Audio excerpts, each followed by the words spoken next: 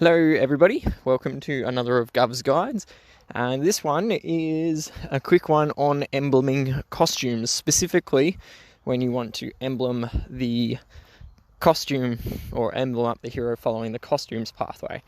So an example that we might use is if we have, say, Yu, who's here. My personal opinion is that her costume version, the rogue version, is better than the normal version, which is monk. So if I was to emblem her, I would want to follow as much as possible this rogue pathway. So it's a feature of the costumes where you can't actually apply emblems directly to the costume. Instead, you have to apply them to the base hero. So in this case, we would be making use of monk emblems, and then the costume then inherits and follows identically the pathway of the base hero. So an example I have done is Liana here. So I love her costume version. I use it all the time. And if we have a look at how I have emblemed her, you can see that I have followed all attack nodes the whole way through. So this is notably different to the pathway that you would take if you were emblemming her for the base version, which is a ranger. So you can see there's a couple differences. In the first section there, I would have gone left, not right, if I was doing it for the normal version. And then similarly, if we kept going down, you'd find in that second last one,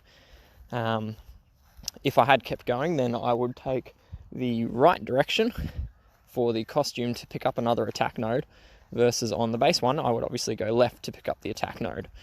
So anyway, in the old version, so pre-version 31, emblemming costumes was a pain because you'd have to have a look at the talent grid, work out what it is you want it to go, then go back out, go to the normal version, and then apply the emblem there. However, with the latest release, version 31, there's a new feature which allows you to toggle between class trees without actually leaving. So that's what these two little arrows here are on the right and left hand side of the screen. So if I was to tap that, you can see it's changed to the next hero along, which is Morgan Lee Fay, and I can now see her grid. And we keep going, we get to Lady Locke, and so on and so forth through my roster. So a way to take advantage of this to emblem up your costume is as follows. So step one to doing it is clear out team one. So in this case, I'm going to do the demonstration using Yu from before. So for Lai, I said I would want to take the rogue costume pathway. So then step two is you find another rogue hero, or hero matching the costumes class. So I'm going to grab, where is she? Scarlet, there we are. All right, so we've got our two heroes. So Yu, I'm wanting to do her costume, and Scarlet, who is rogue class, which is the same as Yu's class. Hit apply, and so what you should then have is in the first row, you should have those two heroes right next to each other. So this is why I said to do team one, because team one will automatically put them at the top of your roster, right next to each other. So what you then do is really simple, because now you don't need to go in and out, in and out, in and out to check. You can simply go to the talent grid of, we'll get out of that one, sorry, of Scarlet, view her grid, and we can see that it's the rogue setup. Then we go back to Yu, and I can just copy, paste whatever I want, and I can toggle between the two as quick and as easy as that. Back and forth, back and forth, back and forth as many times as one wants. So that's about all there is to it. It's now a lot simpler and a lot easier. There's less button tapping in and out, backwards and forwardsing. This setup here, where you put them both in team one, is currently the most efficient way that I know of to emblem a costume.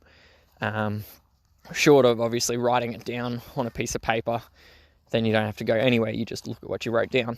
But yeah, I hope this helps. Obviously the biggest improvement would be if you were in the talent grid of the costume and you could just flick back and forth inside that costume, then, or inside that hero, then you wouldn't need to go and do this setup by putting people in team 1, which are the same class. You'd just be able to look at it and be like, oh, look, there it is. And you'd be able to slide or swipe or whatever backwards and forwards. But that is currently not a feature. The best we've got is what I have shown here. So anyway, hope this helps. Hope you find it useful and informative and whatnot. Feel free to like and subscribe. And as always, I hope this helped and you enjoyed it. Bye.